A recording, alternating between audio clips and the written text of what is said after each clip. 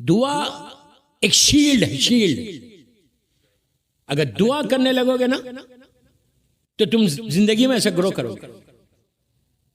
दुआ बंदगी की मेराज, बंदगी की मेराज है। जब मौला दुआ मांग रहे तो अब आप अंदाजा लगाओ अली बेनियाजों का बेनियाज है, लेकिन इमाम अली दुआ मांगते हैं। दुआ का मफहूम बताऊंगा। जब अल्लाह वादा कर रहा है कि मैं तुम्हारी आवाज को सुनता हूं और देता हूं, कबूल करता हूं, फिर क्यों नहीं हो रही दुआ कबूल? इसके कई रीजंस बताए गए, वो इंशाअल्लाह इसमें। दुआ कब मांगना, किस वक्त मांगना, कैसे मांगना, कहां मांगना, किससे मांगना। मैं एक एक जुमला मेरा गौर से सुनो। किससे मांगना और कितना मांगना। दुआ एक ऐसी चीज है कि आप 24/7 मांग सकते, 24 घंटे आप मांगते रहो। तुम मांगते हुए थक जाओगे, वो देता हुआ नहीं थकेगा,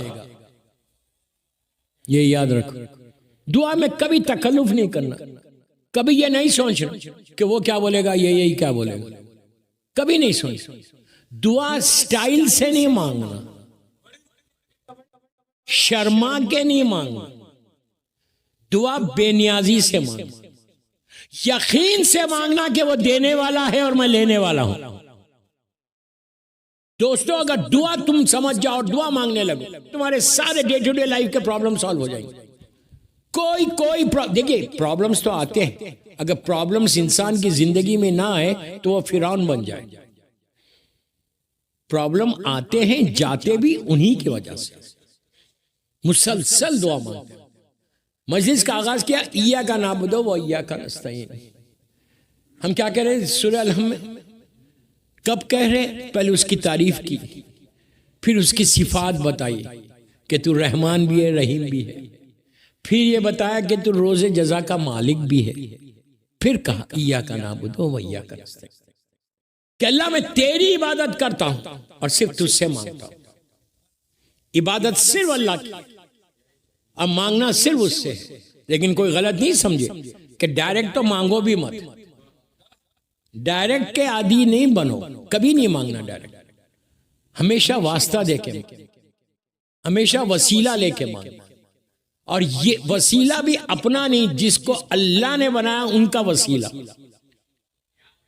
मैं क्या बोल रहा हूं आपसे? जिसको अल्लाह ने, मासूमीन को अल्लाह ने बनाया, उनका वसीला वास्ता देके मांगना। इसलिए कि अल्लाह कुरान में कह रहा, सूरह बकरा पहला सूरा 36 या 37 आयत, कि जब पहली दुआ जमीन के ऊपर एक बंदा था जो कर रहा था, पूरी जमीन के ऊपर कोई नहीं था, पूरी जमीन के ऊपर सिर्फ एक बंदा था, नबी आदम। कुछ नहीं था, अंधेरा था, ना कोई बिल्डिंग्स थी, ना कोई कारोबार था, कुछ। He was all alone. आप इमेजिन करें, इतनी बड़ी दुनिया में अकेला नबी आदम। और कितने दिन मांगते रहे दुआ? 200 ईयर्स तक, अकेले नहीं। फिर यहां पे एक पैगाम ये भी है कि कभी मायूस मत हो मांगते मांगते। कभी जब तुम दुआ मांग रहे हो, तुम्हारी दुआ कबूल नहीं हो रही, तो कभी मायूस मत हो। आज इंशाल्लाह एक वाकया आएगा। कभी मायूस नहीं होना, डिसहार्टेड नहीं होना, मांगना। बाज़ वक्त ये होता है कि अल्लाह को आपकी आवाज पसंद आ जाती। अरे यार, ऐसे बनो कि तुम्हारी आवाज अल्लाह पसंद करे, कि तुम मांगो और अल्लाह बोले मेरे बंदे और मांगता जा, और मांगता जा, तेरी आवाज मुझे बहुत पसंद। 200 ईयर्स तक आदम मांगते रहे, दुआ नहीं हुई, कबूल नहीं हो रही। अब अल्लाह ने कहा, जिब्राइल ने आके उनसे कहा था कि जिब्राइल के आदम पूरी जिंदगी ऐसी गुजर जाएगी अगर तुम वास्ता नहीं दोगे। उनका वास्ता दो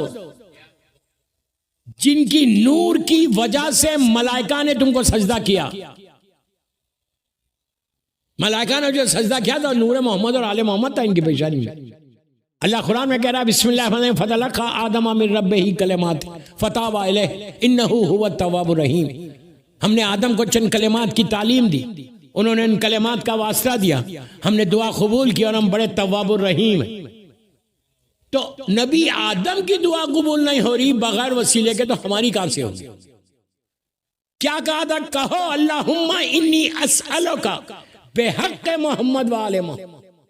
यह क़सस अल-अंबिया की रिवायत है जो पढ़ा अहले सुन्नत के लोगों ने लिखा कि आले मोहम्मद का वास्ता दिया था, उसके बाद अल्लाह ने नबी आदम की तौबा। तो दुआ 24/7 मांग, इया का नाम दो वया का नस, तेरी इबादत कर। इबादत सिर्फ अल्लाह की। कैसे इबादत? इबादत क्या सिर्फ नमाज है, या सिर्फ रोजा है, या सिर्फ हज है? ये तो इबादतें हैं। अल्लाह चाहता तो हमेशा इबादत करते रहो। किसी मोमिन को देख के मुस्कुराना भी इबादत है, लेकिन दिल में रख के नहीं मुस्कुराना।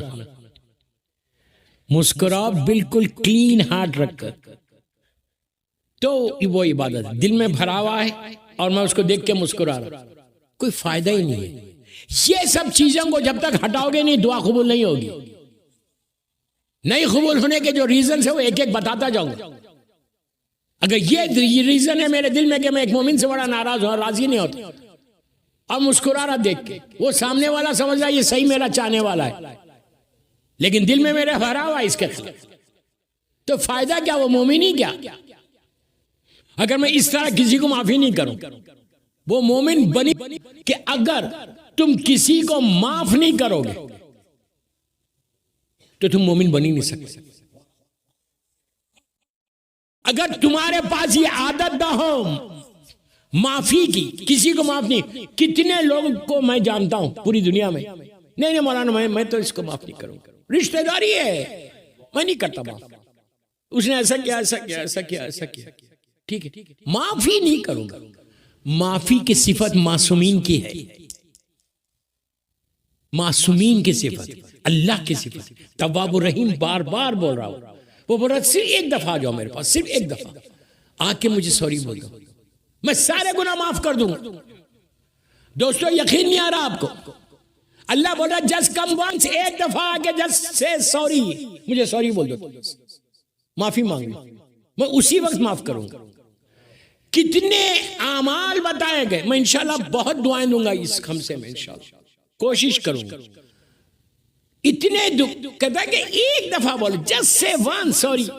आप बोलेंगे कैसे मालूम हो कि अल्लाह एक दफा में माफ करता? प्लीज गौर से सुनो, हमको कैसे यकीन हो कि हम माफी मांगते हैं अल्लाह एक दफा माफ कर देता, फौरन माफ करता?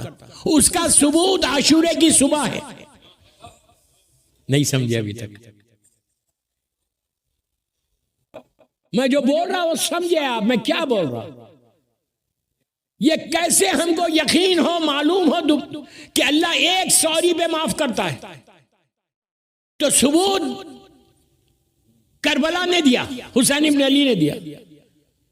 61 हिजरी का सबसे बड़ा गुनाहगार, उस वक्त जमीन पे इससे बड़ा कोई गुनाहगार नहीं था कि जिसने हुसैन को घेर कर लाया था करबला में। जाहिरी तौर 9 दिन तक वो रहा, कुछ नहीं बोला, देखता रहा।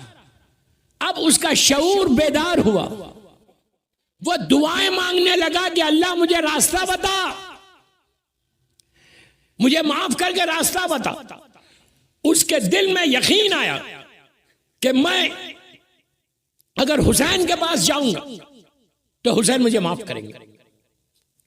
और एक ऐसा बंदा है कि जिसको 0.1% भी ये यकीन नहीं था कि मैं जाऊंगा हुसैन के पास और हुसैन माफ नहीं करेंगे। उसको इतना यकीन था, ये यकीन को पैदा करो, फिर जाओ अल्लाह की बारगाह में, तुम्हारे हालात बदल जाए, तुम्हारी जिंदगी बदल जाए, तुम्हारी दुआएं कबूल हो।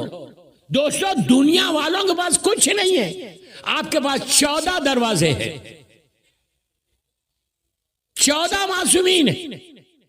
फिर हम परेशान क्यों हैं? फिर हम तकलीफों में क्यों हैं? देखिए थोड़े दिन की तकलीफ सही है, लेकिन ये परेशानी, ये तकलीफ, ये स्ट्रेस, ये बीमारियां, हमारे पास ऐसी दुआ है कि अगर तुम मैयत पे पढ़ो तो मैयत जिंदा हो जाए तो ताज्जुब मत करो। मैं यूं ही नहीं बोल रहा, नस है मासूम की। तो हुर को कितना यकीन था कि मैं जाऊंगा और हुसैन माफ करेगा। ये यकीन आप मोमिन को दिलाना, बहुत बड़ी बात बोल रहा, ये यकीन अपने भाइयों को दिलाओ। कि अगर ठीक है इससे गलती हो गई, लेकिन अगर वो आएगा तुम्हारे पास तो तुम उसको इतना यकीन तुम्हारे ज़ात के ऊपर, तुम्हारे किरदार के ऊपर, तुम्हारे अखलाक के ऊपर, तुम्हारी ज़िंदगी के ऊपर, तुम्हारी ज़बान पे होना चाहिए कि जब वो आए तो इतना यकीन के साथ आए, अगर मैं ये भाई के पास जाऊंगा तो भाई मुझे माफ़ कर देगा। अगर आज हम किसी को ये जज्बा नहीं रखते, प्लीज गौर से सुनो, अगर आज मेरे पास ये नहीं है माफी का, तो then how can I expect from Allah? कैसे एक्सपेक्ट कर रहे हैं अल्लाह से कि वो आपको माफ करेगा? आज तुम्हारे हाथ और पैर में ताकत है, तुम्हारे पास मिलियंस डॉलर पड़े हुए, बड़े बड़े बंगले, बड़ी बड़ी गाड़ियां हैं, इसलिए तुमको यह गुरूर है कि मैं नहीं करता इसको माफ। लेकिन तुम क्या समझ रहे, ये कब तक रहेगा? कब तक रहेगा? जब तक तुम्हारे जिस्म में सांस है। सांस निकली तो एहसास होगा कि अब तो मेरे अमाल है और मैं हूं। उस वक्त तुम लहद में जाके बोलोगे प्लीज फॉरगिव मी, तो आवाज आएगी कि तू बंदों को माफ करता था। ये 5 मंजिल से एक रिवोल्यूशन आना दुआ के लिए आपके पास, एक इनकलाब आना हमारी जिंदगियों में कि हम किसके मानने वाले। रूटीन की लाइफ से जिंदगी मत गुजारो।